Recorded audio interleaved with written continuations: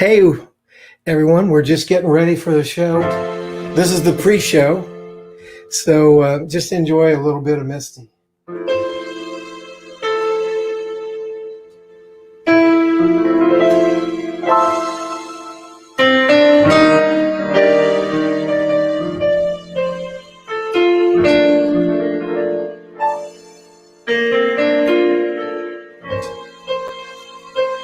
I'm Jay Skinner. This is the Buyers and Sellers Show every Friday morning.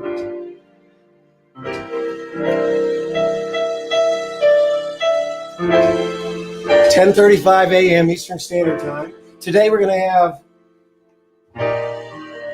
Kevin Dean, founder and president of ManoByte, with us. Really going to be good. But we're just doing a little bit of time here so that you can catch up, and in about a minute or so, we'll get started. Hope you like the music.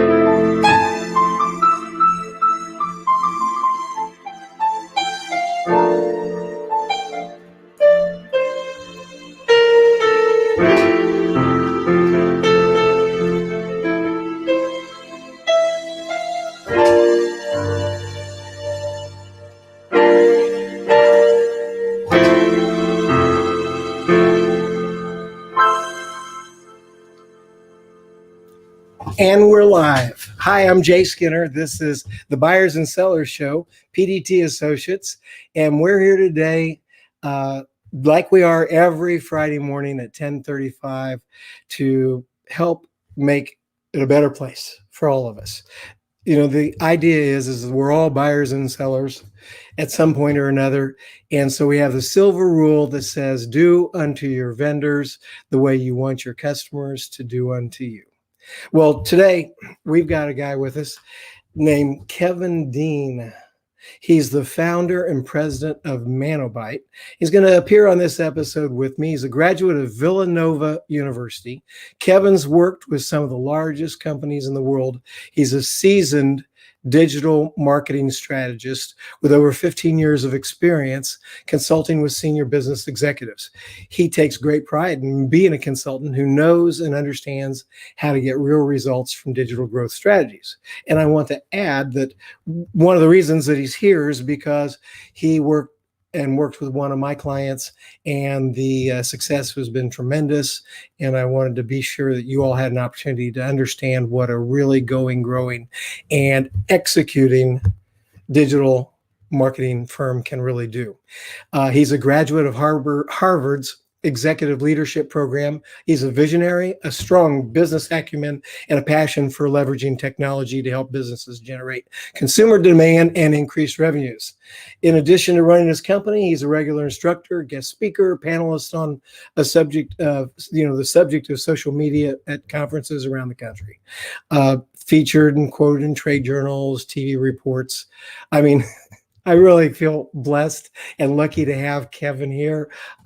He's kind of a big deal, and I'm proud to have him, and I'm going to bring him in right here. Kevin, thank you for joining us. Good to see you. Hey, Jay, it is nice to be able to connect with you. Looking forward to having a fun conversation with you. That is the truth. We're going to. And one of the things here is we're 30 minutes up and down, and it's before you know it, this is over. So we're going to jump right in. One of the things that I want to encourage everybody that's getting on is be sure and pop in and make comments. Hi, Scott Ricard. Good morning, Jay and Kevin. Hi, Scott. Thanks for coming. If you have any questions or comments, please jump in there. And in the course of our talk here, we're going to be sure and recognize you and get your questions answered. As I go here, I want to also make sure I got this part stopped. There we go. And so going next there's the information, and we're talking about creating a connected channel experience. And I'm excited about this because you guys are really special in how you do what you do. And I would just like you to talk to us about what does connected channel experience amount to, and maybe you can tell us a story in the business world that might help us understand about problems that are out there and how you're solving them. Yeah, glad to do that, Jay. As you know, and others may or may not be aware, 80% of everything that is bought and sold today goes through an indirect sales channel, meaning that you've got a manufacturer who sells to a distributor or a wholesaler, who sells to a dealer, who sells to a retailer, who sells to maybe a contractor and an installer, that eventually makes it into the hands of a consumer, whether that be on the residential or commercial side. And that is the indirect channel model. It's very complex. And today, and for some time, it's been disconnected and broken, which really ultimately impacts consumers at the end of the day. And so let me tell you a story about how this really plays out. So like probably a lot of other people out there, Jay, over these past 18 months, I was involved in several home improvement projects, right? So we got a pool, we looked at decks and roofing and windows. And so let me tell you experience of something that happened to me as we were looking for windows. So we're looking for windows, and first of all, it's pretty funny. In order to get an appointment with these window guys, and almost any contractor, they want you to make an appointment. They call you. They want to make sure that your wife is there, your dog is there, your cat is there, your kids are there, your grandparents are there, and that you're ready to sign on the dotted line and make a deal right at that very moment, which is absolutely crazy. And so we had this one guy come over, and he comes in and he's lugging these huge windows into our house. This is during COVID. And then he's got these huge stacks of paper catalogs that he lops in and pops them down on our kitchen table. And I tell my wife, you don't have to sit in on this thing because it's going to be a mess. And this is kind of the process. But as I'm looking at there, I saw these windows that we liked as he's flipping through these catalogs, and I wanted to share it with my family. So I said, hey, can I take a picture of this so I can share it? And he's like, no, you can't take a picture. And so, that's how we share and engage, is through technology today. And then this whole experience went through. And after that, we ended up not buying from these folks, but I never heard from these guys again. But the experience was completely disconnected from the way that most of us are used to shopping and buying and looking for products today. And that's just an example. That's just one example of what happens. And that experience of trying to shop when we're getting used and accustomed to digital experiences is broken in a lot of different ways today. Yes. And that's in the window business, for instance. That's an old model. What works today, and what are you guys doing to fix that? What's the difference, and what do you bring into the world now that's different, that seems to be really working? Yeah. So we are helping companies leverage content, technology, and best practices in order to grow their businesses and create a connected channel and consumer experience.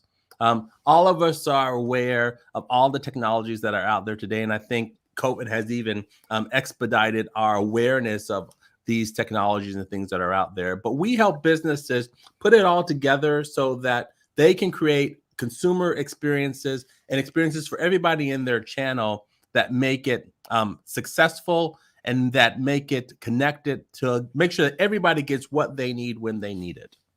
Great. It is Ron. Thank you for coming by. Charles Coachman, good morning. Cheers to you, my friend. Good. Oh, there's Scott. Good. Right now, there's a lot of different aspects to sales and marketing for businesses.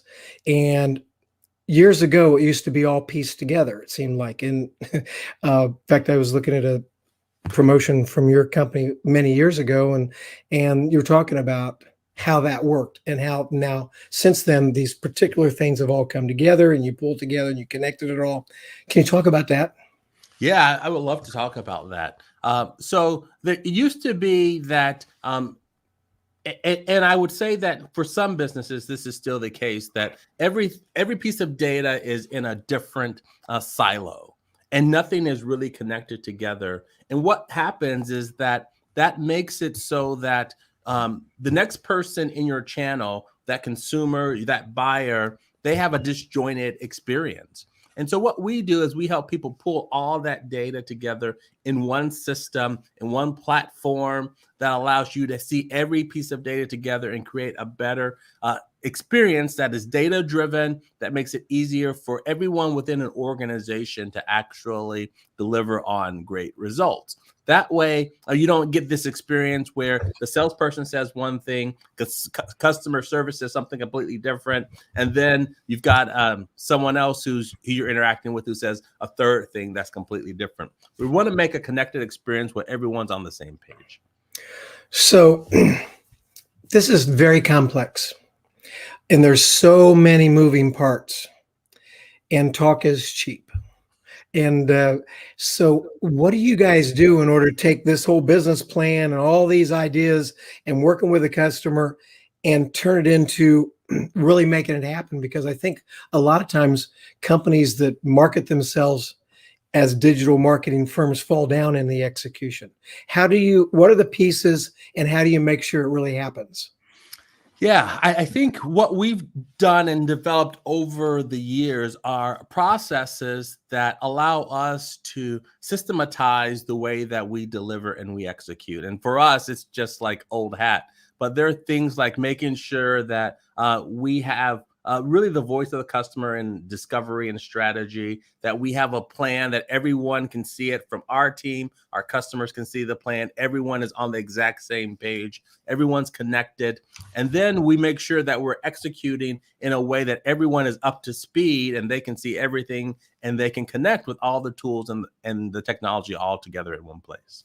Yes. And one of the reasons that I'm excited about having you here is because I've experienced that with this collaborative approach where you have a project manager person, but that person doesn't just handle everything. They bring other people into the conversations as needed. You have an online project system that says, here's what we all agreed we're going to do, and you're checking it off. And me as the customer, I have the opportunity to get in there and see where we are, and talk about it. And I mean, I like a collaborative, work together type of situation, and you guys really do it. I mean, you actually have the staff. You want to talk a little bit about how you guys have staffed up to be able to do this sort of thing?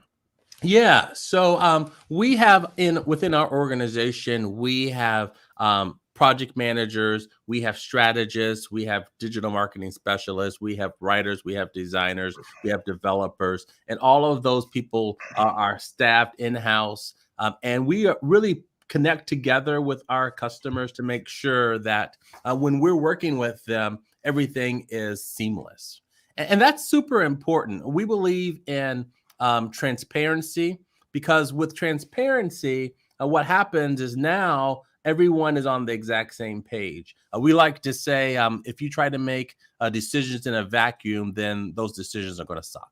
So we just make sure that everyone's on the same page and that everyone's got visibility into everything that they need to see. Yeah. And right now I'm on your webpage, ManoByte.com, and people can look at it. You have a real transparent kind of approach. You literally see some here that says about, and there's pricing, and it looks like some folks can get on there and get some sort of an idea of what it might cost to do business with you. Is that true? Oh yeah. Again, we believe in transparency. We've got our processes online. You can also go and figure out, like, how do I do this myself, right? So if you say, hey, we can't afford to work with ManoByte, that's okay. We'll teach you how to do it, right? And we make all of everything available online so that you can go out there and learn as well. So we think learning and transparency are two important elements.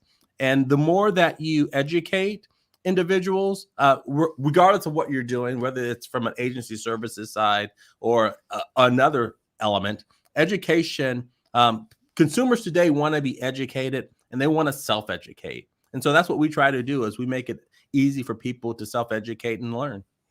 Well, I know from my own experience, sometimes I'll put stuff out there. Like I have a big paper that says, here's all the great things that companies need to have or do in order to be successful. And someone says, oh my gosh, that's gold. How do you put it out there for free? I said, I tell you what, it's gold, except for it's in the execution. And so you can put the information out there, and people, if they want to do it themselves, great, have at it. But most of the time they don't have the time or the money, and sometimes the bottom line know-how to execute these cool things that you're showing them. That's why they can have you. That's the idea.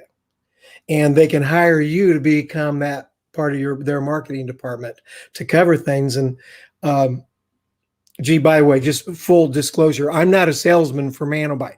I want everybody to know this. Here's a question, Charles. Kevin, do your clients have the ability to see where their project is in process? Can you explain in more detail what that means, how they do that? Yes, 100%. So we use a tool called Teamwork.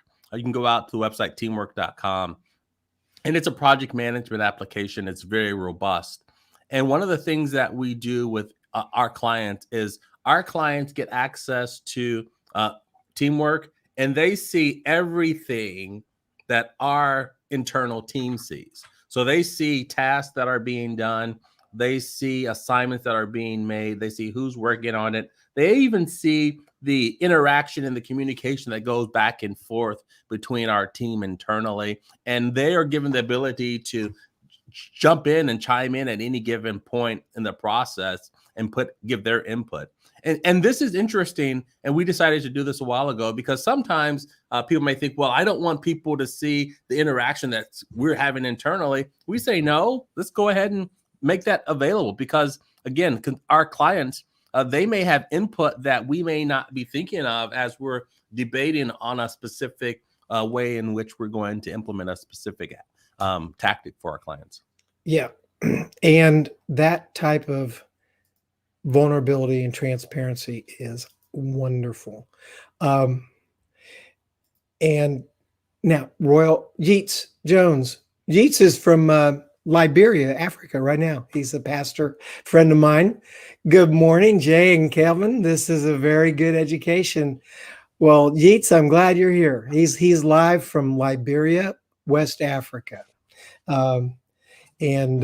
So that's pretty cool. Thanks for showing up, Yeats. Yeah, nice meeting you, Yeats. I want to see if I've got any other comments that have come in here. Nope. Okay, good. When we're pulling all this together, there's so much. What do you have to do to get started with a customer? What's the process with dealing with a customer to get started? What do you have to do? Yeah, the first thing is part of our process is it's a strategic process that we look at different objectives. We start by understanding what is our customer's business objective. What are you trying to achieve? What's the top or bottom line financial objective that you're going for that we are being held accountable for to help you meet? So that's number one, understanding that financial objective. Number two is understanding who are the people that are involved that will help, that you need to engage with in order to meet that financial and that business objective. That's number two. Number three is we want to help people to figure out what content is required in order to help those people meet your business objective. Number four is how do we get that content into the hands of the right people at the right time to make sure that we're moving people along this process in order to meet your business objectives. Number 5 is what are the resources, the plans, and the projects that are required in order to make that that cycle work. And then we kind of rinse and repeat. We go through that process, looking at the results, seeing did those results work, and how effective were they, and if they were effective, what do we need to change, what can we enhance, what can we speed up, and we continue in that ongoing loop of observing, oriented ourselves, and making decisions to move forward. So you guys are just going around in circles. Me too. Rinse and repeat. Rinse and repeat, right? I like it. I've been accused of that as well. And that's the way to do it, because you have to just review where you went and where you're going and what's happening and get better. And one of the things that I experienced with your group is that as your customer, I didn't have to keep track of it, that you guys were driving the process. I have worked with companies in the past where they have a good talk and have a plan, but then if I don't drive it or dog them to, let's have another meeting, let's do this, let's do that, and drive the process, it sounded great, but it falls apart. It doesn't happen. You guys drive it with your project managers and the people in the different disciplines. You have a multidisciplinary approach and a collaborative approach to working with your customers. Yeah, and you drive it. We do, and we very much follow the good to great flywheel model, right? We got to make sure we get that flywheel spinning, and we know that that is a proven approach that's worked for companies like Amazon and others, right? And so following that flywheel approach, making sure that we've got a system, a process that is repeatable, that we can spin and help for our customers to grow. It's a proven methodology. Yes. Now, the other day, I was thinking about some of the buzzwords and the important things that are part of sales and marketing for all of us, like search engine optimization, our website, our CRM, our reviews. I mean, are you coordinating all that kind of stuff, and how do you pull that all together for a company? We do. And one of the things, and so we definitely have skills in all of those elements, and we can pull that all together and help our customers implement and execute on those types of tactics. But here's what I'll say, Jay, is that before we start talking about, we need SEO, or we need CRM, or we need a PRM, a partner relationship management software, or we need a LMS, a learning management system. Before we even talk about any of these acronyms or things that may or may not be needed, it really has to start with a strategic view, right?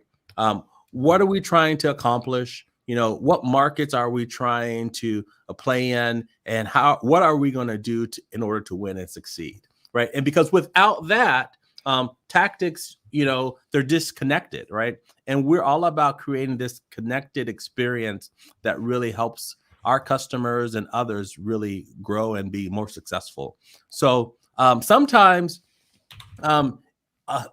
people hear a buzzword, they hear a term, and they think, "Oh, that's what I need," and that may not be the case, right? It may not be the case. So let's first think about what is what are your needs from a strategic standpoint. Once you have your strategy in place, then your strategy will drive all the tactics afterwards. Yes. One of the big things that has always been successful for me, and one of my mentors like Jeffrey Gitomer and other people that are really successful, is for lack of a word, attraction marketing. People love to buy, they don't want to be sold.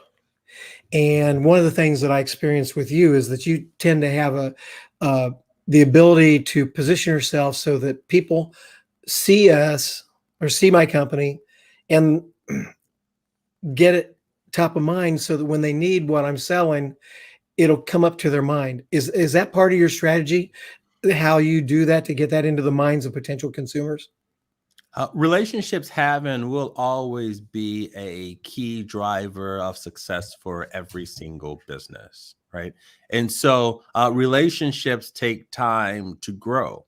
And because relationships take time to grow, that means that you always have to be building a reputation of credibility with individuals on an ongoing basis. So you have to build that strong brand awareness at every given time. And so to answer your question, yes, it is definitely something that we do. We think about it from the standpoint that it's required for the health and the growth of every single business. And so you've got to do that on an ongoing basis. But again, you have to do it in a very strategic way where you've identified these are the exact people that we need to be talking to, right? And so if you're not, you can get on a soapbox and turn on your microphone and start talking. But if you're not talking to the right people, then you're not going to get the results that you need at the end of the day. And I just want to mention to the people that are listening, if you have any thoughts or comments, please get in there. We're about down to 5 minutes left. And the funny thing is you may hear a siren in the background because where I am at 11 o'clock every Friday, they test the sirens. So when you hear the siren, you'll know what that is.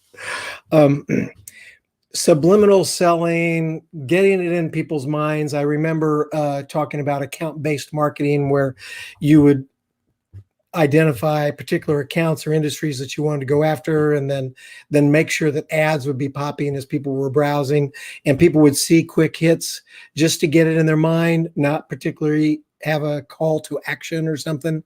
Do you guys get involved with thinking about all that kind of stuff? We definitely think about it. We definitely think about it. And whether or not that's the right approach for every company may or may not be the ultimate solution. But those are definitely things that every marketer and every advertiser has to think about at some point or another. You have short-term and long-term tactics and goals, right? And subliminal messaging and marketing and advertising is a long-term play. We like to think about that buyer's journey, awareness, consideration, and decision. And it's hard for a lot of business owners and a lot of executives to really start to think strategically versus, hey, I want, sales tomorrow, right? And if you want sales tomorrow, if you need sales tomorrow, you're going to take a different path that may or not be aligned with your long-term goals and objectives. And there's lots of case studies of companies that have done both with varied degrees of success. Yes. And I like the idea of capturing share of mind in my target markets, and you help us get there so that people can think about us. Here's from a LinkedIn user.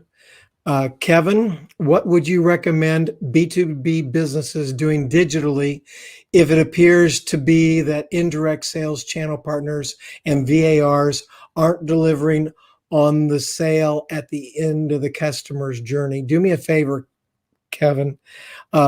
Explain to me what this question is, because I don't understand exactly what he's asking. Help us understand what he's asking, and then give us an answer. That sounds great. And LinkedIn user, sorry, if you want to come back, I'd like to know who this is. Thank you. Yeah, yes. No, glad to answer this question. This is kind of what we do all day, every day. So this is a great question. So, so what we think about is a lot of B2B companies, business to business companies, as we mentioned at the outset of this program, sell through indirect channels. And so VARs, value-added resellers, they're a part of that indirect sales cycle. And so what can you do if they aren't delivering at the end of that customer's journey? That happens a lot. And so what we would recommend is that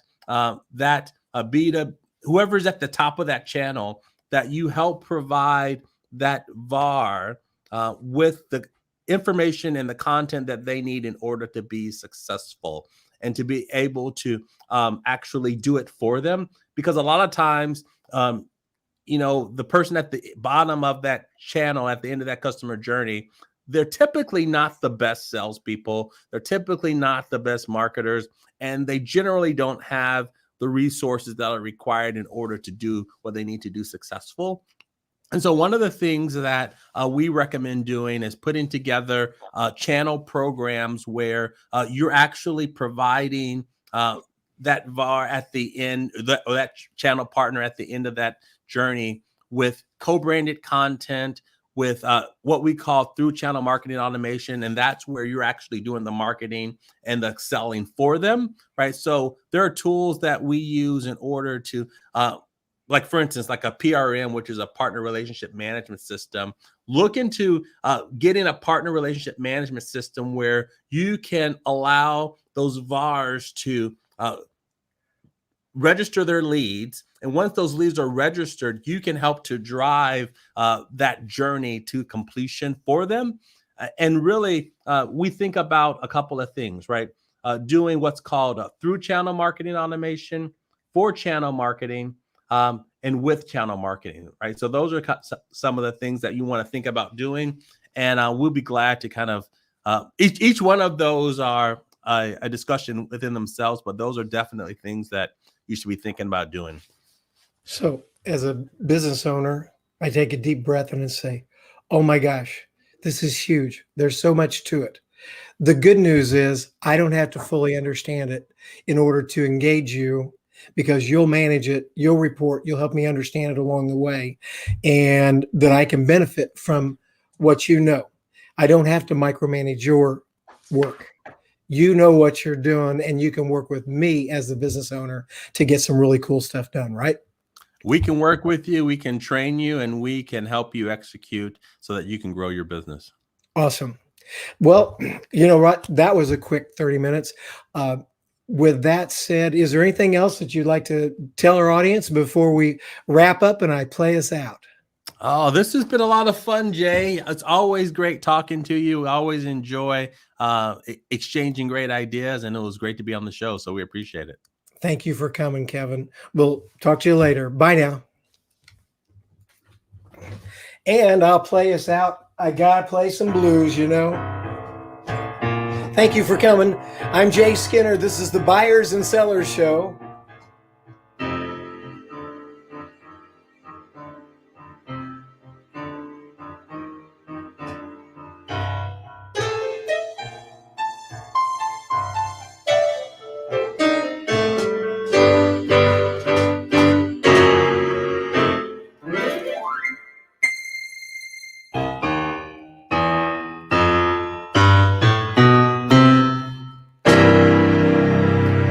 Thanks for coming. See you next Friday, 10:35, the Buyers and Sellers Show. Glad you made it. Bye now.